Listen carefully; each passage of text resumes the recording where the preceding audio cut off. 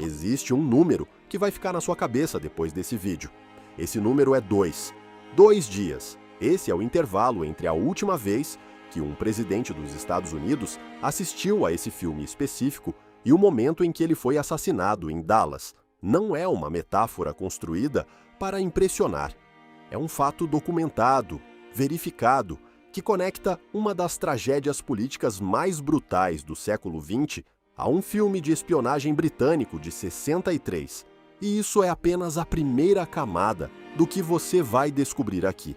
Bem-vindo a Moscou contra 007, o segundo filme da franquia Bond, o mais tecnicamente sofisticado, segundo boa parte dos críticos sérios, o favorito pessoal do criador da série e a produção que carregou mais segredos de bastidor.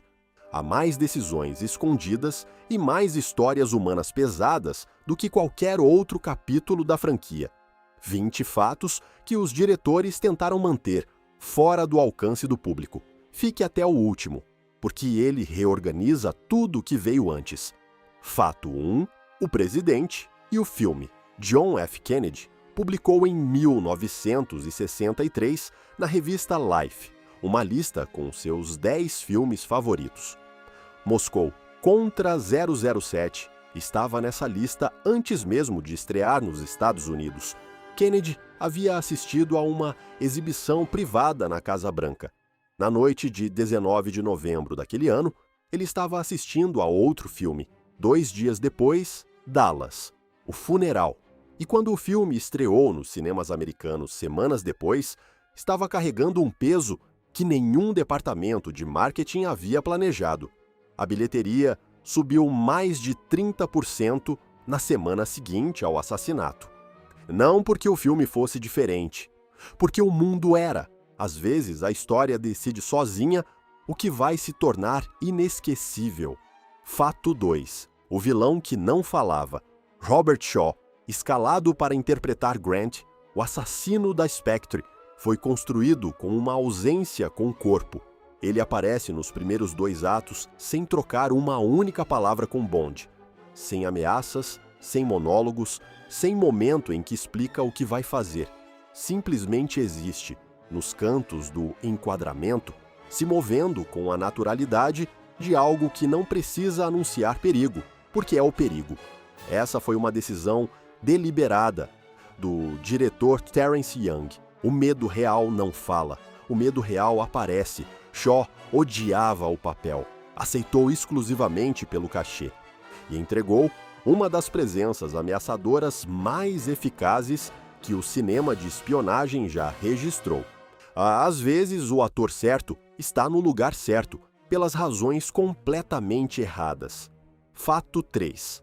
A atriz que não existe, Daniela Bianchi, a italiana escalada como Tatiana Romanova, entrou no filme com sotaque e saiu sem voz.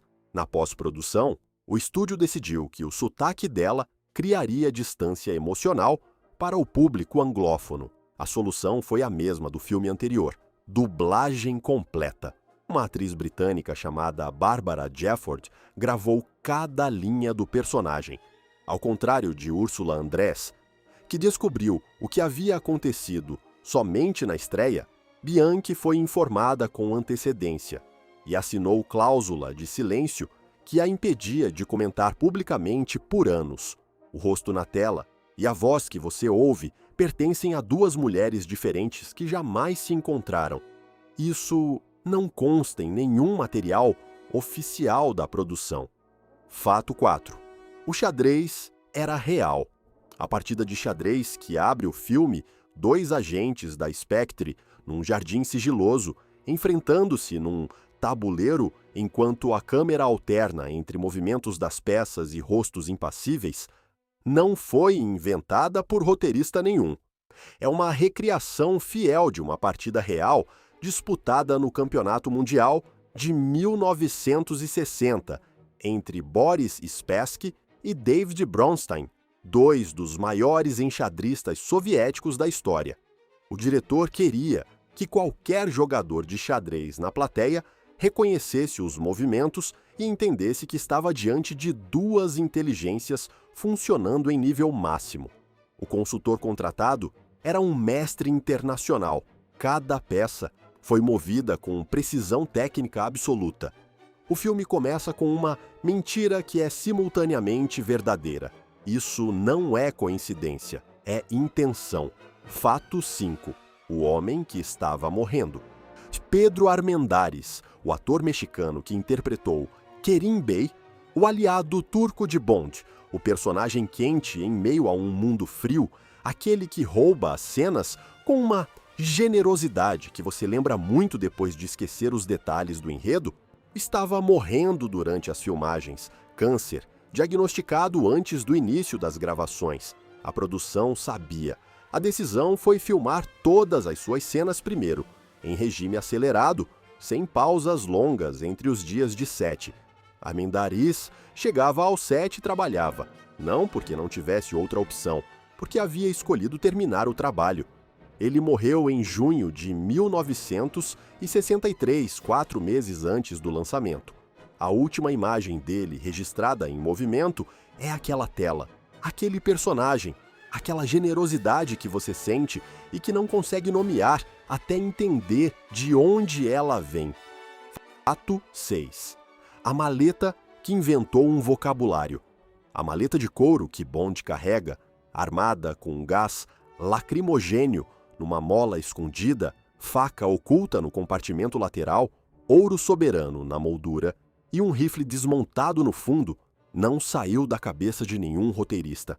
Foi proposta pelo designer de produção Sid Cain, que queria criar um objeto que parecesse mundano e fosse letal. Um objeto que você olhasse e não visse nada, e que no segundo seguinte te matasse. Esse objeto específico inventou um vocabulário visual que o cinema de espionagem nunca mais abandonou. Antes dele, gadgets em filmes de ação existiam para impressionar. Depois dele, passaram a existir para enganar. A CIA registrou o filme como referência de design durante um briefing interno da mesma época. Não é rumor, é documento desclassificado. Fato 7. O helicóptero sem rede. A sequência em que Bond é perseguido por um helicóptero em colinas abertas foi gravada num único dia, sem autorização completa de voo rasante, sem proteção embaixo dos ângulos mais baixos. Sean Connery estava no chão durante as tomadas mais agressivas, enquanto o helicóptero manobrava a menos de 3 metros acima dele. O piloto ultrapassou pelo menos 2 vezes os limites de altitude acordados com a direção. Connery não saiu do ponto marcado. Ficou ali enquanto o helicóptero passava. Convicção técnica. Câmera de perto com ator de verdade é a diferença entre tensão filmada e tensão sentida. Fato 8. Blofeld sem rosto. O chefe da Spectre aparece nesse filme. Você o vê. Ele fala, ordena execuções, move peças num tabuleiro que vai além do que Bond enxerga. Mas você nunca vê o rosto. Sempre de costas e sempre com aquele gato branco no colo.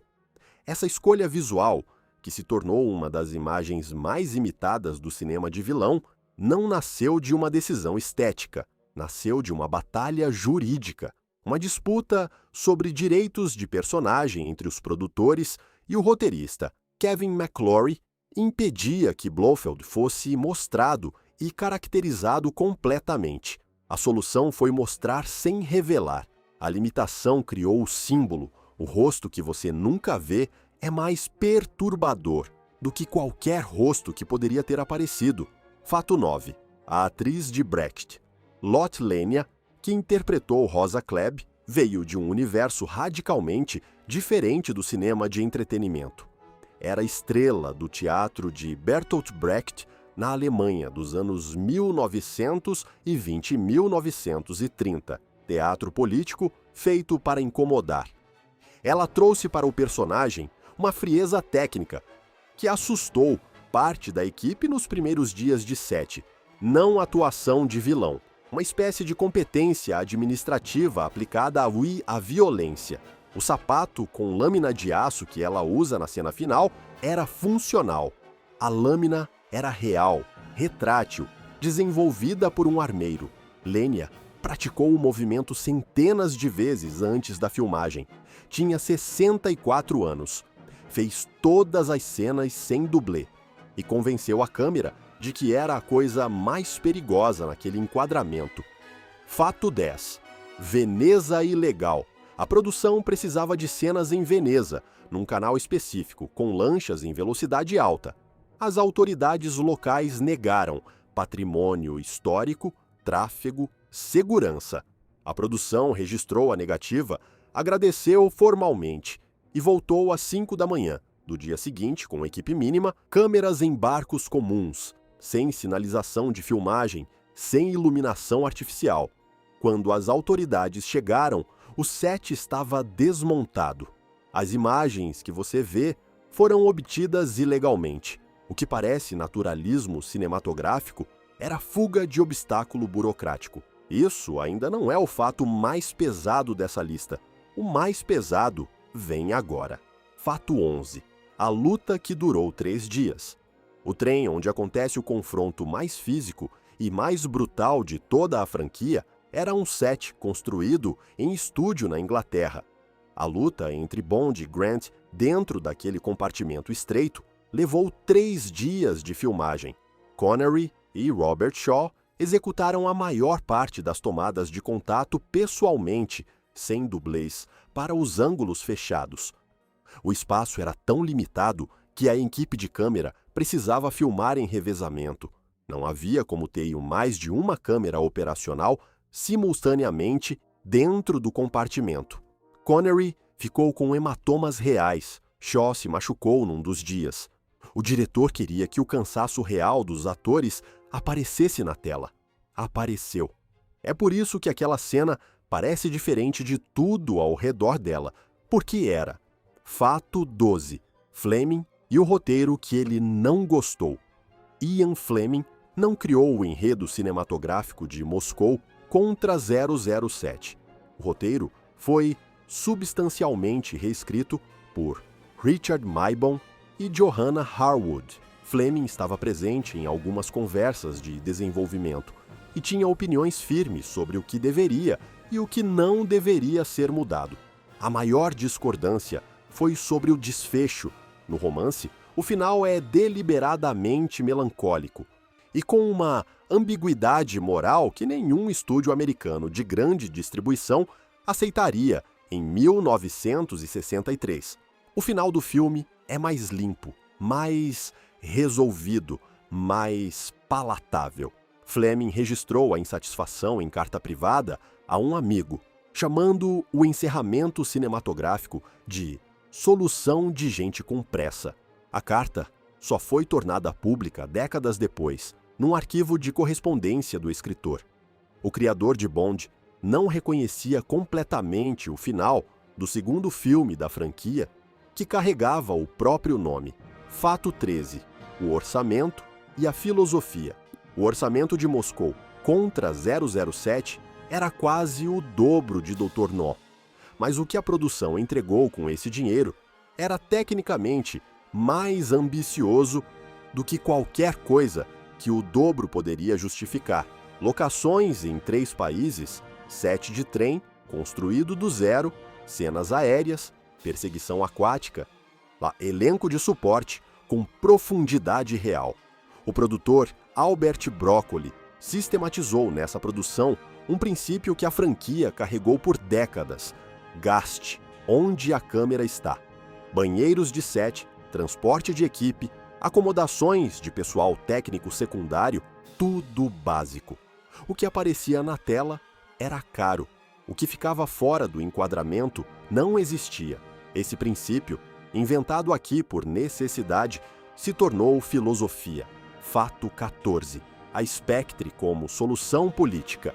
O mundo de 1963 vivia a tensão máxima da Guerra Fria.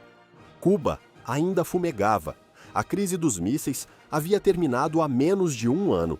Fazer Bond, combater agentes soviéticos identificados como soviéticos, seria eficaz no curto prazo e desastroso no longo, tanto comercialmente quanto diplomaticamente. Os roteiristas escolheram uma Organização sem bandeira, sem ideologia, sem lado.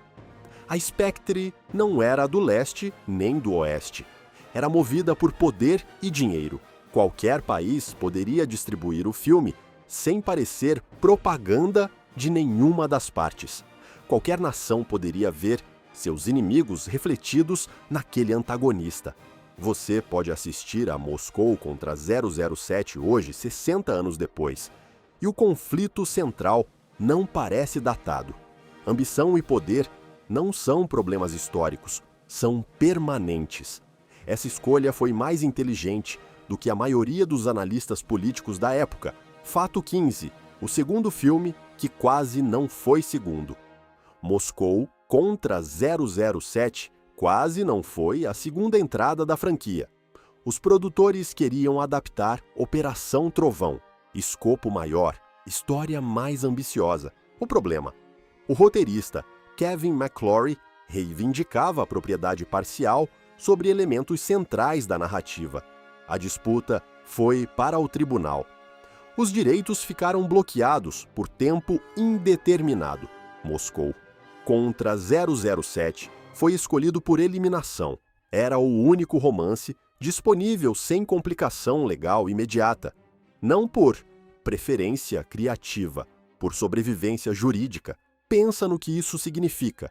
Tudo o que você descobriu nos últimos 14 fatos, Armendáriz, Shaw, a maleta, Veneza ilegal, a cena de trem, poderia ter sido um filme completamente diferente. A lógica criativa por trás do que parecia inevitável era uma sequência de acidentes jurídicos. Fato 16. Connery já estava saindo. Sean Connery já planejava a saída durante as filmagens. Não publicamente, isso viria anos depois, mas internamente nas conversas com seu agente, nos termos que ele recusou assinar, na postura que a produção começava a identificar como resistência crescente. Tinha 32 anos. Era a segunda vez interpretando Bond. E já sabia que não conseguiria fazer isso para sempre sem perder alguma coisa de si mesmo. A Columbia Pictures tentou fechar contrato para mais 5 filmes. Connery rejeitou sem negociação prolongada. Os produtores aceitaram os termos dele porque não tinham alternativa real. Sem aquele rosto, sem aquela química específica, não havia franquia para proteger. O ator tinha mais poder do que qualquer estúdio naquele momento e calculou isso certo desde o início, antes de qualquer cláusula ser assinada. Fato 17. A canção no lugar errado. A canção tema do filme foi gravada por Matt Monro, cantor britânico razoavelmente conhecido, mas não estrela.